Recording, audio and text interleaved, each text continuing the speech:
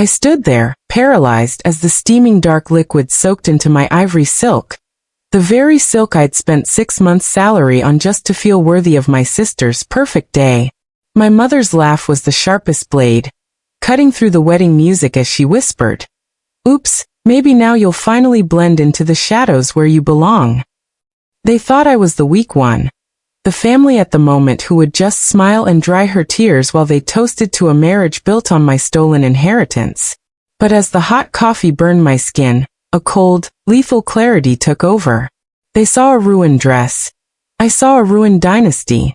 You see, I'm not just the sister they stepped on. I'm the woman who holds the keys to every secret that keeps this family from rotting in a prison cell. Why did my sister turn pale when she saw me reach for my phone? What is buried in the offshore account my mother thinks I don't know about? And why am I smiling as I walk toward the microphone? Stay tuned, because the wedding is over, but the execution has just begun. The humidity in the Georgia air was nothing compared to the suffocating tension radiating from my mother's gaze as she adjusted my sister's veil with hands that had never once stroked my hair with such tenderness. I am Maya, 42 years old. A woman who built a real estate empire from the dirt while my family treated me like the help, only calling when the mortgage was due or the car notes lapsed. Today was Simone's royal wedding, a $300,000 spectacle funded entirely by my sweat. Yet I was instructed to stay in the back, to not outshine the bride with my corporate success or my expensive jewelry. I watched them whisper, saw the way their eyes darted to my designer dress, a soft cream piece that screamed elegance, and I knew they hated me for it. My mother, Evelyn, leaned in close, her breath smelling of expensive champagne and cheap resentment, telling me that no matter how much money I made, I would always be the dark stain on this family's reputation. I tried to ignore the jab, focusing on the way the light hit the crystal chandeliers, trying to find peace in my own generosity, but the air felt thin and dangerous. Simone walked past me, intentionally stepping on my toe with her stiletto, her face a mask of bridal innocence that hid a heart of pure calculated greed.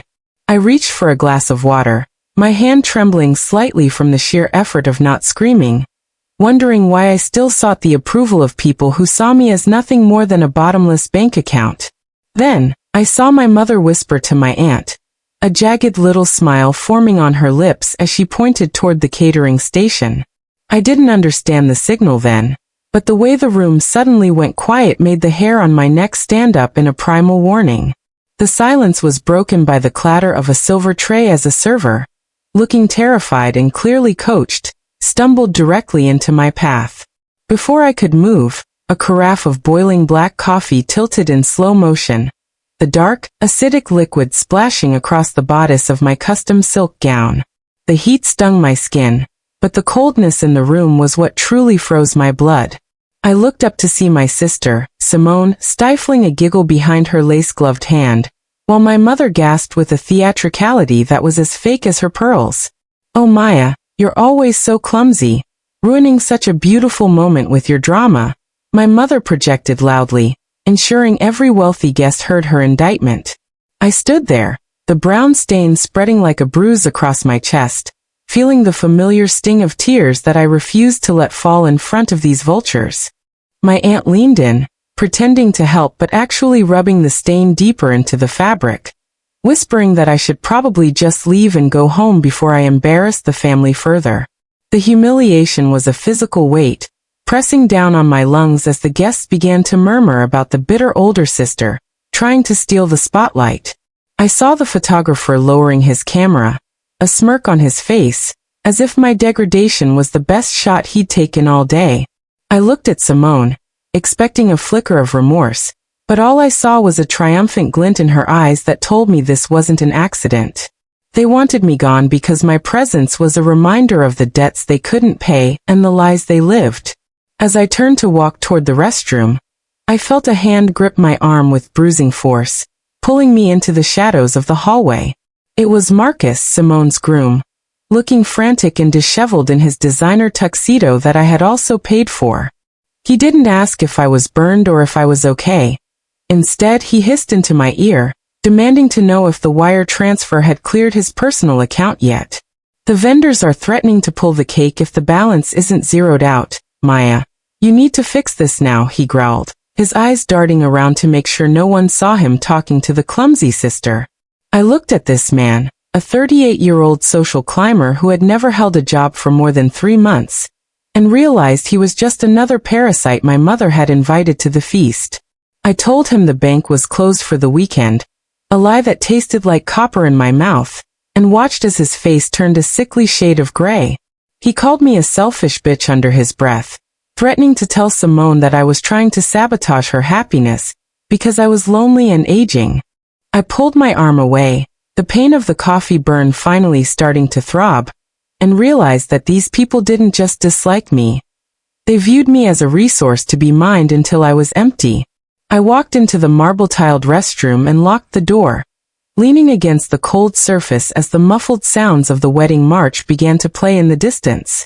My phone buzzed in my clutch, a notification from my private investigator that I had hired weeks ago when the wedding expenses started doubling without explanation. The file attached was titled Project Parasite, and as I scrolled through the first few pages, the air left my lungs. My mother hadn't just been spending my money on the wedding. She had been using my corporate identity to secure massive loans in my name. The coffee on my dress was a distraction, a way to keep me from looking at the financial documents they knew I'd eventually check. The documents on my screen detailed a systematic theft that went back nearly 5 years, orchestrated by my mother with Simone's full knowledge and cooperation. They had forged my signature on power of attorney forms, claiming I was mentally unstable and unable to manage my own affairs, all while I was out building the very empire they were bleeding dry. The realization hit me harder than the hot coffee ever could. A betrayal so deep it felt like my very foundation was crumbling into the ocean. They had used my credit to buy the house my mother lived in, the cars they drove, and even the diamonds currently glittering on Simone's fingers as she prepared to walk down the aisle. I looked at my reflection in the mirror, the brown stain on my cream dress looking like a battle scar, and I stopped crying. The warmth of the anger replaced the sting of the burn, a cold, calculating fire that started in my gut and spread to my fingertips. I realized that if I walked out now, they would win. They would spend the rest of my life draining me until I had nothing left but a ruined reputation. I checked the time. The ceremony was set to begin in exactly 10 minutes, and the royal wedding was about to become a royal execution. I pulled a small makeup kit from my bag, not to fix the dress, but to sharpen the lines of my face, transforming the victim they saw into the predator I actually was. I messaged my lead attorney and my head of security, giving them 2 words: initiate protocol. I heard a sharp knock on the door, my mother's voice screeching through the wood that I was being difficult and needed to come out and hold the train of Simone's dress. I opened the door with a smile that didn't reach my eyes, looking her straight in her face as I smoothed down my ruined silk. "I'll hold the train, mother," I said softly, watching her eyes widen in surprise at my sudden compliance and the strange, calm tone of my voice. As we walked toward the chapel doors, I leaned in and whispered that I had a special wedding gift for Simone, something that would ensure she never had to worry about money again. My mother beamed, her greed overriding her suspicion, and she squeezed my hand, telling me she knew I'd come around and be a good daughter eventually. We took our places, and as the music swelled, I stood behind my sister, the woman who had just laughed while I was humiliated, holding the heavy fabric of her veil. But as we reached the altar, I noticed something my mother hadn't mentioned. The officiant wasn't the family pastor we had known for years. It was a man I recognized from a very different context. He was a high-level debt collector I had encountered during a hostile takeover 2 years ago. I looked at Marcus, the groom, and saw the beads of sweat pouring down his face as he stared at the pastor, with pure, unadulterated terror. The first major discovery hit me then. Marcus wasn't a wealthy businessman, and he wasn't just a con artist. He was a man who owed millions to the very people my mother had been trying to scam. The wedding wasn't just a celebration. It was a desperate attempt to merge 2 families of liars, each thinking the other had the money to save them. I felt a surge of dark joy as I realized that by trying to ruin me, They had inadvertently tied themselves to a sinking ship that I was about to torpedo. As the officiant asked if anyone had any reason why these two should not be wed, I felt the entire room hold its breath. I didn't stand up yet, because the true destruction required them to be legally bound, tied together in a knot that only a prison sentence could untie. The I do's were exchanged with a hollow resonance that made my skin crawl, the vows of honesty and loyalty sounding like a cruel joke in the flower-scented air.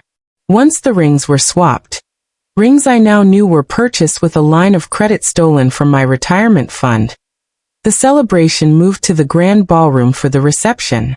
I watched my mother holding court, bragging to her socialite friends about the dynasty she had built, all while I sat at the table closest to the kitchen, the clumsy daughter in the stained dress.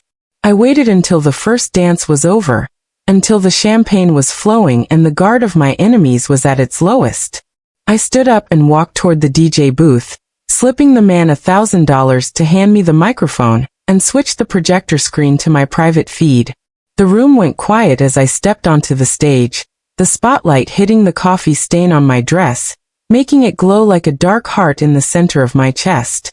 I'd like to make a toast to my family, I began, my voice amplified and steady, cutting through the murmurs of the confused crowd. I saw my mother's face turn from confusion to alarm as she realized I wasn't following the script she had written for my public apology. Simone tried to stand up, her white dress rustling, but I pointed a finger at her, telling her to sit down and enjoy the show I had paid so dearly for. I pressed a button on my remote, and the giant screen behind me flickered to life, not with childhood photos, but with bank statements and forged signatures. The gasps from the audience were like a wave of cold water, and I felt the power shifting in the room, the weight of their judgment finally landing where it belonged. I watched my mother's glass shatter on the floor, her face pale as a ghost as her own handwriting appeared in 30-foot-tall letters on the wall. As you can see, I continued, my voice dripping with a lethal sweetness, my mother has been very busy managing my finances while I was distracted by work. I scrolled to the next slide, which showed the deed to the very mansion we were standing in, highlighting the fact that the ownership had been transferred to a shell company 3 days ago. That shell company, I revealed to the shocked guests, was a subsidiary of my own firm, meaning my mother had effectively sold her own home to me without realizing I was the buyer.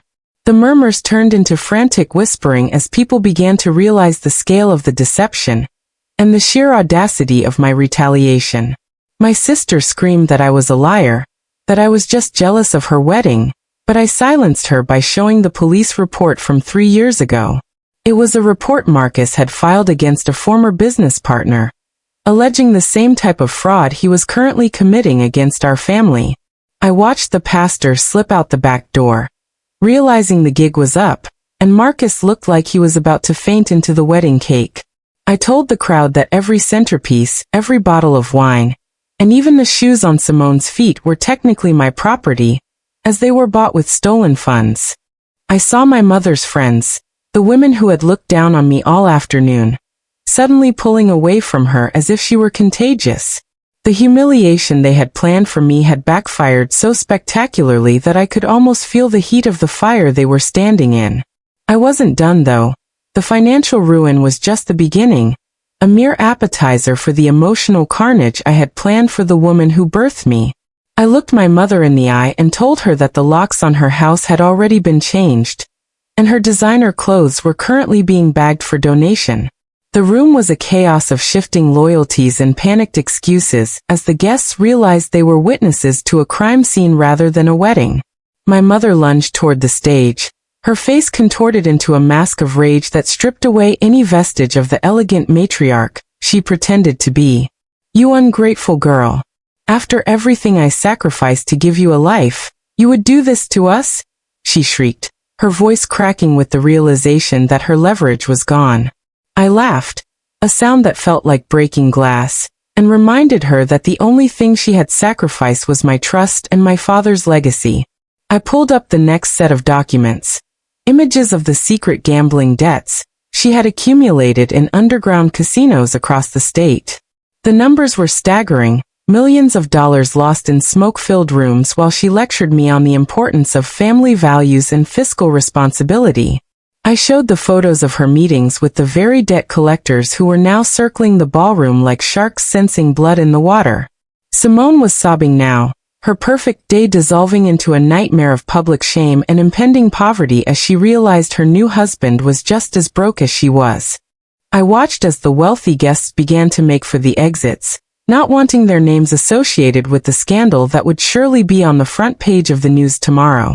I felt a strange sense of peace, a stillness in the center of the storm I had created, as I watched the house of cards collapse. I told the room that I had already contacted the district attorney's office, and that a full investigation into the forgery and identity theft was underway. The look of pure, unadulterated terror on my mother's face was the most beautiful thing I had ever seen. A validation of every lonely night I spent working. As the crowd thinned, leaving only the core family and the few creditors who were waiting to pounce, the air in the ballroom became heavy with the scent of dying lilies. Marcus was cornered by two men in dark suits near the buffet, their quiet threats audible in the now silent room as they demanded the money he didn't have. Simone was huddled on the floor, her expensive veil torn and stained with her own tears, looking like a broken doll cast aside after playtime was over. My mother was slumped in a chair, her hands shaking as she tried to dial numbers on her phone that I knew would no longer answer her calls. I walked down from the stage, my heels clicking on the hardwood floor with a rhythmic finality that sounded like a countdown to their complete destruction. I stood over them, the coffee stain on my dress a reminder of why I was doing this, and felt no pity, only a cold sense of justice. I told them that I had offered them a chance to be a real family for years, but they had chosen to treat me as a predator would treat its prey. I revealed that I had known about the coffee plan beforehand, thanks to a tip from a disgruntled maid they had underpaid, and I had worn the dress specifically to let them trap themselves. The accident was the final piece of evidence I needed to prove their malicious intent, and their coordinated effort to isolate and humiliate. I watched my mother's eyes dart around the room, looking for an escape, but there was nowhere left for her to run in the world I had built. She tried to plead with me, using my middle name and a voice full of fake honey, promising to pay it all back if I just stopped the police. I told her that the time for deals was over, and that the only thing left to discuss was the length of their sentences for grand larceny. "There's one more thing you should know," I whispered, leaning down so only my mother and sister could hear me over the sound of Marcus's muffled begging. I pulled a small, weathered locket from my pocket, the one my father had supposedly been buried with 20 years ago after his accidental drowning. My mother's face went from pale to a translucent, sickly white, her eyes bulging as she stared at the gold piece she thought was lost forever. I told them that the private investigator hadn't just found financial records. He had found the truth about the night my father disappeared. The devastating betrayal was finally revealed. My father hadn't drowned by accident, and he hadn't died penniless as my mother had claimed to secure her insurance payout. He had discovered her first affair and her first attempt to steal from his business, and he had been planning to divorce her and leave her with nothing. I showed them the medical examiner's private notes that had been suppressed for 2 decades, indicating that there were sedative traces in his system that shouldn't have been there. My mother had killed the only person who truly loved me, all to keep a lifestyle she hadn't earned, and she had used me to fund her guilt-ridden existence ever since. Simone gasped, her eyes flying to our mother, the realization that she was the daughter of a murderer finally breaking through her narcissistic bubble. The room felt like it was spinning, the ghost of my father seemingly standing between us as the weight of 20 years of lies finally crushed the air out of the room. I told her that the police weren't just coming for the money. They were coming with a warrant for a cold case that was suddenly very, very hot. My mother let out a low, guttural moan, a sound of a dying animal that had finally been caught in the trap it set for another. The sirens began to wail in the distance, a low hum that grew into a screaming crescendo as the blue and red lights began to flash against the ballroom windows.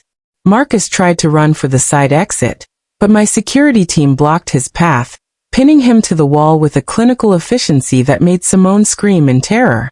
My mother was catatonic, her eyes fixed on the locket in my hand, as if it were a talisman that could transport her back to a time before her sins were uncovered. I felt a surge of adrenaline, the kind that comes when a long-awaited storm finally breaks and the air is cleared of its stifling heat. I told Simone that her marriage was already annulled, as the pastor was a felon and the license she signed was a fake document I had swapped in earlier. She was married to no one, owned nothing, and was now an accomplice to a litany of crimes that would ensure she never saw a bridal boutique again. I watched as the first of the officers entered the room, their heavy boots thumping on the expensive carpet, their presence a stark contrast to the flowery decor. They didn't go for the guests. They went straight for my mother, who didn't even fight as the steel handcuffs clicked around her wrists for the first time. I stood back, the daughter they had discarded, and watched as the matriarch was led away in front of the remaining staff and the few stragglers who were filming the scene. The humiliation was total, a public stripping of every lie and every pretension she had used to keep me beneath her heel for 4 decades. I felt the coffee stain on my chest start to itch, a minor irritation compared to the soul-deep relief of finally seeing the truth laid bare for the world to see. As the officers led Marcus and my mother toward the waiting cars, I turned my attention to my sister, who was still weeping on the floor. "What am I supposed to do, Maya? I have nothing. You took everything from me," Simone wailed, her hands clutching at the hem of her ruined white dress. I looked down at her, seeing for the first time not a rival or a sister, but a hollow shell of a woman who had never learned how to exist without stealing from others. I told her that she was lucky I wasn't pressing charges against her personally, provided she signed over the remaining family assets and disappeared from my life forever. I gave her a choice. She could go to jail with our mother as a co-conspirator, or she could take a bus ticket to the state line and never look back at the empire I built. She looked at me with a hatred so pure it was almost beautiful, but the fear in her eyes was stronger, the realization that I was the only thing standing between her and a cell. She scrambled to her feet, grabbing her purse and leaving her shoes behind, running out of the ballroom like a ghost escaping the dawn. I was left alone in the wreckage of the royal wedding, surrounded by half-eaten cake and expensive champagne that no one was left to drink. I walked over to the head table and picked up my mother's glass, pouring the remaining liquid onto the floor in a silent libation for the father I had lost. The silence of the room was heavy, but it wasn't the suffocating silence of the morning. It was the quiet of a battlefield after the war has been won. I knew that the fallout from tonight would last for years, that the legal battles were just beginning, but for the first time in my life, I was free. I pulled out my phone and dialed a number I had kept hidden in my contacts for months. A number that belonged to a man living under an assumed name in a small town in Mexico. "It's done, Dad," I whispered into the receiver, my voice trembling as the man on the other end let out a long, ragged breath of relief that echoed through the line. He told me he had been waiting for this day for 20 years, living in the shadows while he watched me grow into the powerhouse he always knew I could be. He had survived the attempt on his life, but he had been too broken and too afraid of my mother's reach to come back until the foundations of her power were destroyed. We spoke for only a minute, a brief connection across the miles and the years, promising to meet in a place where the air was clean and the past couldn't reach us. I hung up the phone and felt a weight lift from my shoulders that I hadn't even realized I was carrying, a burden of grief that was finally turning into hope. I looked around the ballroom one last time, seeing the coffee stain on the floor where I had stood, a permanent mark of the day I finally fought back. My lead attorney walked in, his face grim but satisfied, handing me a folder containing the signed confessions my mother had made in the back of the squad car. She had broken under the pressure of the locket and the evidence, admitting to everything from the financial fraud to the attempted murder of my father. I told him to ensure the maximum sentence was pursued, and that no expense was to be spared in the prosecution of everyone involved. As he left, I realized that I didn't need the ivory silk dress or the expensive jewelry to be powerful. I was the power, and I always had been. I walked out of the venue, the cool night air hitting my face, and didn't look back as the lights of the mansion flickered and died behind me. The revenge was complete, the debts were paid in full, and the woman who had been humiliated at her sister's wedding was now the only one left standing in the ruins. The next morning, the headlines were exactly what I had predicted. Socialite wedding ends in arrests and ruin, with a photo of my mother in handcuffs on the front page of every paper. I sat in my penthouse office, the coffee stain on my dress now framed on the wall as a reminder of the day I stopped being a victim and started being a victor. My phone was blowing up with apologies from friends and family members who had sided with my mother, all of them suddenly desperate to be on my good side now that I held the purse strings. I deleted every single one of them, realizing that a life built on their approval was a life not worth living, and I began the process of liquidating the family estates. I donated the proceeds to a foundation for victims of financial abuse and domestic violence, ensuring that my mother's stolen wealth would finally do some good in the world. I felt a sense of closure that no amount of money could buy, a deep-seated knowing that I had honored my father's memory and protected my own future. But as I was clearing out the final documents from my mother's private safe, I found a small, unmarked USB drive hidden in a velvet lining. I plugged it into my laptop, expecting more bank records or perhaps another hidden account, but what I saw on the screen made my blood run cold all over again. It was a video file, dated only 2 days ago, showing my mother talking to a man whose face was obscured by a hood, discussing a plan B in case the wedding went wrong. They weren't just planning to steal my money. They were planning to eliminate me entirely, and the man in the video had a very familiar tattoo on his wrist. The tattoo was a distinctive serpent coiled around a dagger, the exact same mark I had seen on my own lead attorney's wrist just as he handed me the confession files the night before. I realized with a jolt of pure horror that the victory I had just won might have been another trap, a way for my mother to transition her assets to a new proxy while I was distracted by the arrests. My attorney hadn't been working for me. He had been my mother's final insurance policy, a man placed in my inner circle years ago to ensure that even if she fell, I wouldn't survive to enjoy the spoils. I looked at the confession documents on my desk, realizing they might be filled with legal loopholes that would allow her to walk free on a technicality, while my own signatures were used to incriminate me. I heard the door to my office click shut, and I looked up to see my attorney standing there, his face no longer grim but wearing a wide, predatory smile that made my heart hammer against my ribs. He didn't have a folder in his hand this time. He had a small, silenced pistol, and he was looking at the framed coffee-stained dress on my wall with a look of pure amusement. "You were always too smart for your own good, Maya," he whispered, the sound of his voice cold enough to freeze the air in the room. I reached for the silent alarm under my desk, but I already knew the wires had been cut, leaving me alone in the skyscraper I had built with the man who was paid to tear it down. The story of my revenge wasn't over. It was just entering a much more dangerous chapter, one where the enemy wasn't just my family, but the very system I had trusted to save me. As he raised the weapon, I realized that the secret my mother had been keeping wasn't about the past, but about a future I might not live to see.